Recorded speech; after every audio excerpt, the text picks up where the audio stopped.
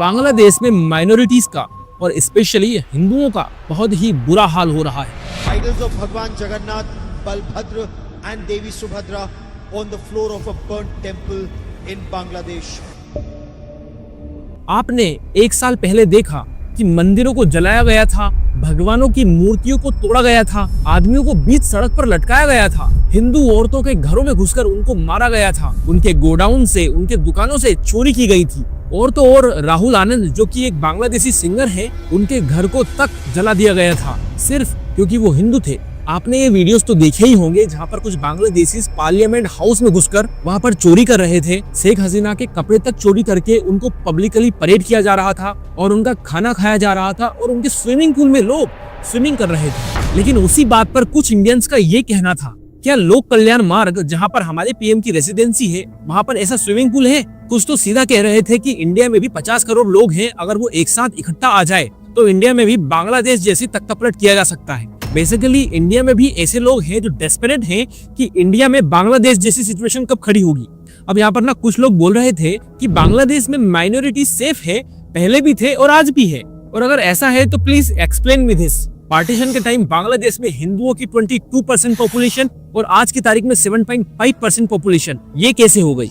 और ये संख्या ऐसे ही कम नहीं हुई है, इसके पीछे एक प्लान, स्ट्रेटेजी है जिसके पीछे है सिर्फ एक ऑर्गेनाइजेशन, एक ऐसी ऑर्गेनाइजेशन जिसने अपने पैर इंडिया में भी पसार लिए हैं। आपने कहीं न कहीं देखा, सुना या पढ़ा होगा कि पश्चिम बंगाल और बांग्लादेश में ओपनली बड़ी बड़ी सभाएं लगाई जा रही हैं और महिलाओं को सरिया कानून के जरिए ओपनली पीटा जा रहा है। मतलब कि आपको समझना होगा कि जो चीज बांग्लादेश में इतने समय से हो रही थी और आज भी हो रही है, वो एग्जैक्टली पैटर्न अब आपको इंडिया में देखने को मिल रहा है। और इसीलिए हमें कैसे भी करके बांग्लादेश की इन गलतियों से सीखना होगा और वहां के हिंदुओं की, वहां के माइनॉरिटीज की आवाज बननी होगी। बट ऑफ कोर्स आपके मन में क्वेश्चन होगा कि ऐसा वहां पर हो ही क्यों रहा है और बांग्लादेश अपने माइनॉरिटीज को क्यों बचा नहीं पा रही है। ये सब समझने के लिए हमें बांग्लादेश की हिस्ट्री को समझना होगा कि उस देश का जन्म कैसे हुआ था।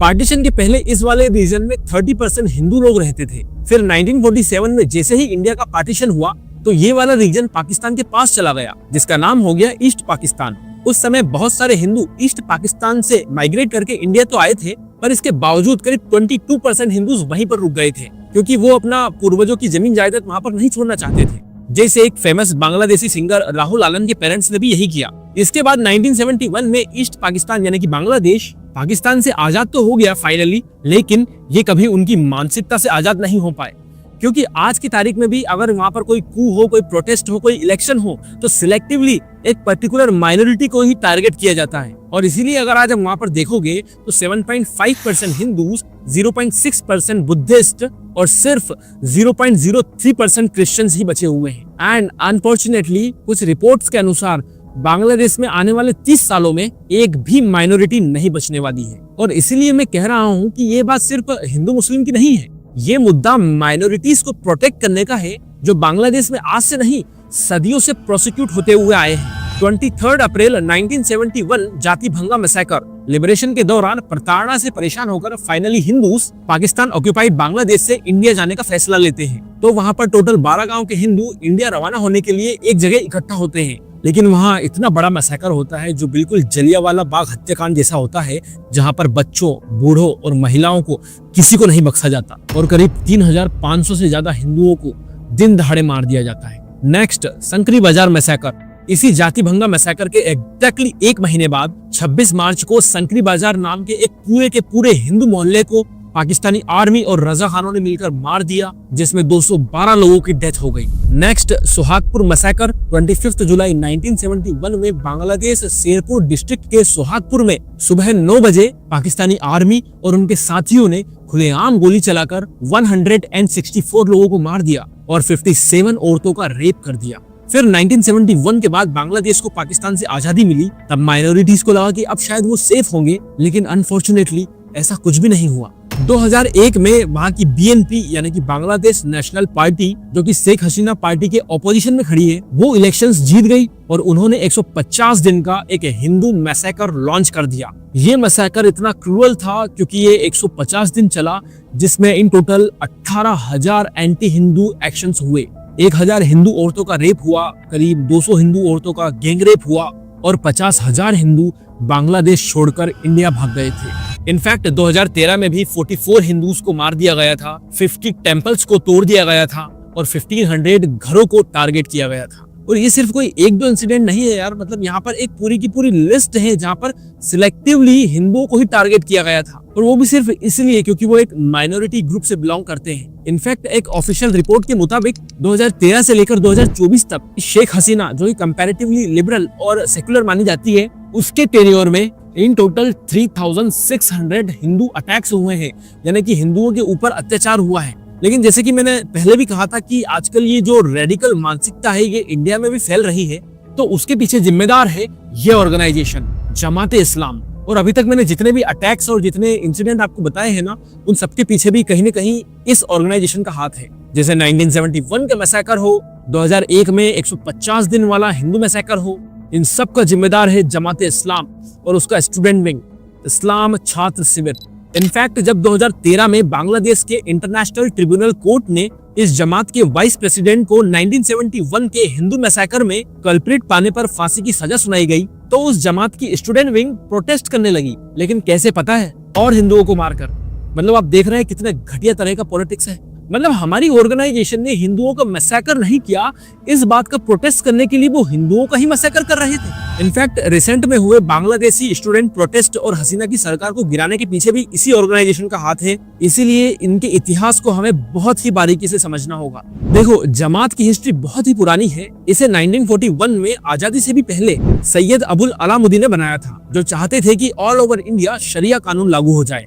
लेकिन पार्टीशन के बाद वो पाकिस्तान चले गए और उनके जमात वेस्ट और ईस्ट पाकिस्तान में एक्टिव हो गए। लेकिन फिर 1971 में बांग्लादेश लिबरेशन के दौरान जमात इस्लामी इस पार्टीशन से, इस लिबरेशन के सख्त खिलाफ थे, और इसलिए उस ऑर्गेनाइजेशन के 50,000 से भी ज्यादा लोगों ने रजाकार्स को ज्वाइन कर लिया, जो उस समय भी माइनॉरिटीज को टारगेट कर रहे थे। रजाकार्स का मतलब उर्दू में होता है हेल्पर्स, यानी कि जो लिबरेशन के वक्त पाकिस्तानी आर्मी की मदद कर रहे थे और बांग्लादेश में फ्रीडम फाइटर्स को मार रहे थे, उनके फ्रीडम स्ट्रगल को कर्ब करने की कोशिश कर रहे थे। अब इनके ऑर्गेनाइजेशन जमात इस्लामी को बांग्लादेश की गवर्नमेंट ने 2 बार बैन कर दिया है। यूएसए ने तो इसको टेररिस्ट ऑर्गेनाइजेशन तक घोषित कर दिया है, लेकिन इसके बावजूद भी आज ये अलग अलग नामों से ऑपरेट कर रही है, एक्टिव है। और जैसा मैंने आपको बताया, जो इसका स्टूडेंट विंग है इस्लामिक छात्र शिविर, यही बांग्लादेश में हो रहे स्टूडेंट प्रोटेस्ट के पीछे का मास्टरमाइंड था। नाउ अब अगर आप ये सोच रहे हैं कि यार ये सब तो हमारे पड़ोसी देश में हो रहा है, इन टेररिस्ट ऑर्गेनाइजेशन से हम लोगों को क्या खतरा है, तो मैं आपको बता दूं कि यही टेररिस्ट ऑर्गेनाइजेशन अब हमारे भारत देश में घुस गई है और यहाँ पे एक्टिव है। UNHCR यानी कि United Nations high commission for refugees की ऑफिशियल इंटरनेशनल रिपोर्ट के हिसाब से इंडिया के काफी सारे बॉम्ब ब्लास्ट के पीछे इसी ऑर्गेनाइजेशन का हाथ था।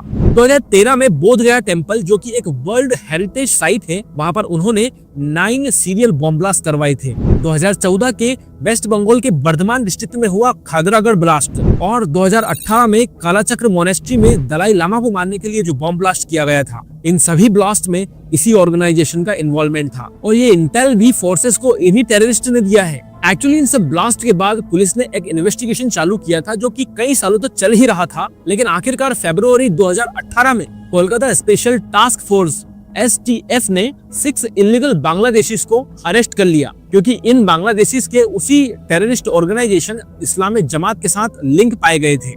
और उन्हीं का जब इंटरोगेशन हुआ तो उसके बाद जाकर हमें मालूम पड़ा कि इस ऑर्गेनाइजेशन ने तो इंडिया में पूरा जाल बिछा रखा है। बैन होने के बाद ये ऑर्गेनाइजेशन इंडिया में जमात उल मुजाहिदीन के नाम से एक टेररिस्ट ऑर्गेनाइजेशन रन कर रहे हैं, जो बेसिकली उसी बैन ऑर्गेनाइजेशन का ही एक विंग है। यूएसए के ऑफिशियल रिपोर्ट के अनुसार इंडिया में इन सारे ऑपरेशन को उनका एक बंदा लीड कर रहा था, सलाउद्दीन सालियार, जो खुद इस्लामिक छात्र शिविर यानी कि जमात इस्लामी का जो स्टूडेंट विंग है उसी का एक मेंबर है। और 2014 में ये बंदा बांग्लादेश से इंडिया इलीगली भाग कर आया था।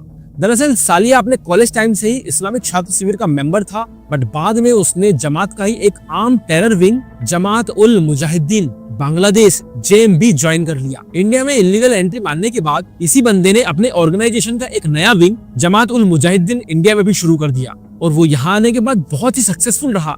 यहाँ इंडिया में आने के बाद उसने 8 यूनिट्स खड़े कर दिए, जिसमें कि हर एक यूनिट में आज 10 से 12 मेंबर ऑपरेट कर रहे हैं। एंड आई रिपीट, ये सब कुछ यूएनएचसीआर की ऑफिशियल रिपोर्ट में मेंशन है। इनफैक्ट उसी रिपोर्ट में इन्होंने इनकी डिटेल्ड स्ट्रेटेजी भी बताई है। सबसे पहले तो ये इंडिया के खिलाफ एक आर्म्स स्ट्रगल प्लान कर रहे हैं, जिसमें ये ऑर्गेनाइजेशन इंडियंस को ही इसमें शामिल होने के लिए रिक्रूट कर रही है, उन्हें ब्रेन वॉश कर रही है। दूसरी बात, इन्होंने एक प्रोपेगेंडा यूनिट सहम अल हिंद बनाया है, जो अपना एजेंडा 2 सोर्सेज से प्रोपेगेट करता है। पहला वर्डप्रेस और justspace.in पे ये लोग कुछ बंगाली आर्टिकल्स पब्लिश करते हैं, और दूसरा यूट्यूब पर भी ये सेम प्रोपेगेंडा वाले वीडियोस अपलोड करते हैं। नेक्स्ट, ये न्यूली रिक्रूटेड इंडियंस को आर्म्स ट्रेनिंग देते हैं, एंड लास्ट में कि उन्हीं इंडियन से एक आर्म्ड कॉम्बैट यानी कि एक टेररिस्ट अटैक करवाते हैं। इस स्प्रेड को देखकर फाइनली 2019 में इंडियन गवर्नमेंट ने जमात उल मुजाहिदीन को बैन कर दिया। इंडियन यूथ्स को रेडिकलाइज करके उन्हें इंडिया में ही टेररिस्ट अटैक करने के लिए और भड़काने के जुर्म पर, और एनआईए ने भी सालिया को पकड़ने के लिए इसके ऊपर 5 लाख रुपए का इनाम रख दिया। But you tell me, does this solve the problem? NIA के हिसाब से वेस्ट बंगाल और असम जैसे स्टेट्स के बॉर्डर्स काफी पोरस हैं, और इसीलिए यहाँ से इलीगली बांग्लादेशी इमिग्रेंट इंडिया में काफी आसानी से आ जाते हैं, और आज तक आ भी रहे हैं। अभी बांग्लादेश में कू हुआ, तब जाके हमने हमारी बॉर्डर्स पर सिक्योरिटी बढ़ाई है, वहाँ पर एक आर्मी डिप्लॉय की है। पर उससे पहले का क्या और इसके बाद का क्या? अभी कुछ महीनों पहले ही बांग्लादेशी ब्लॉगर्स ओपनली वीडियो बनाकर इंडिया में कैसे इलीगली घुसना है उसका ट्यूटोरियल शेयर कर रहे थे। उस बात का क्या? 3 मेगा टेररिस्ट अटैक का मास्टरमाइंड एक बांग्लादेशी इलीगल इमिग्रेंट था, ये जानते होते हुए भी आज तक हमने क्या किया है? मैं पहले भी बोल चुका हूँ कि ये जो बांग्लादेश से इलीगल इमिग्रेंट्स आ रहे हैं, ये बांग्लादेश में आकर के सरिया लॉ चला रहे हैं, और इसके सबसे बड़े विक्टिम्स तो खुद मुस्लिम ही हो रहे हैं। इंडिया में ही आकर के इंडियन मुस्लिम औरतों को ये खुलेआम सरिया कानून के तहत सजा दे रहे हैं। और जब वहाँ के लोकल एमएलए को जब मीडिया ने उनसे सवाल किया, तो उनका ये कहना था, मुस्लिम राष्ट्र में तो ऐसा ही होता है। मुस्लिम कास्टेर सामाजिक आचार विचार होए थाके। एंड सिर्फ यही नहीं, संदेश खाली में जो मास रेप केसेस हुए थे, उसका जो प्राइम एक्यूज था यानी कि वहाँ का जो एमएलए शाहजहां शेख, उसके बारे में भी खबर आ रही थी कि वो एक खुद इलीगली बांग्लादेशी इमिग्रेंट है, जो कि 90s में आया था। आज इंडिया में होने वाले फॉरेन क्राइम्स में बांग्लादेशी इलीगल इमिग्रेंट्स का नंबर सबसे हाई है। अब आप लोग ही बताओ कि क्या ये कंसर्निंग बात नहीं है? जितना मुझे लगता है इस बात का एक ही सॉल्यूशन है कि सीएए और एनआरसी इम्प्लीमेंटेशन। क्योंकि देखो, आज जो हमारे पड़ोसी देशों में हो रहा है, माइनॉरिटीज को और जो स्पेशली हिंदू हैं, उनको मास लेवल पर प्रोसिक्यूट किया जा रहा है। उनके लिए इंडिया को ही एक सहारा बनना होगा, क्योंकि इन देशों के आसपास कोई भी बुद्धिस्ट, क्रिश्चियन या सिख ऐसा कोई स्पेशल देश है ही नहीं ना। और ऑफ कोर्स ये कोई रिलीजन का मुद्दा नहीं है। हमारे होम मिनिस्टर ने खुद ही कहा था कि सीएए के अलावा भी अगर कोई भी person irrespective of the religion, चाहे फिर वो पाकिस्तान ही क्यों ना हो, अगर वो इंडिया लीगली आते हैं तो they are very much welcome. हमारे संविधान ने रास्ता खोला है, वो एप्लीकेशन कर रेफ्यूजी के तौर पर ना रेफ्यूजी के तौर पर नहीं, नागरिकता लेने के लिए अप्लाई कर सकते हैं।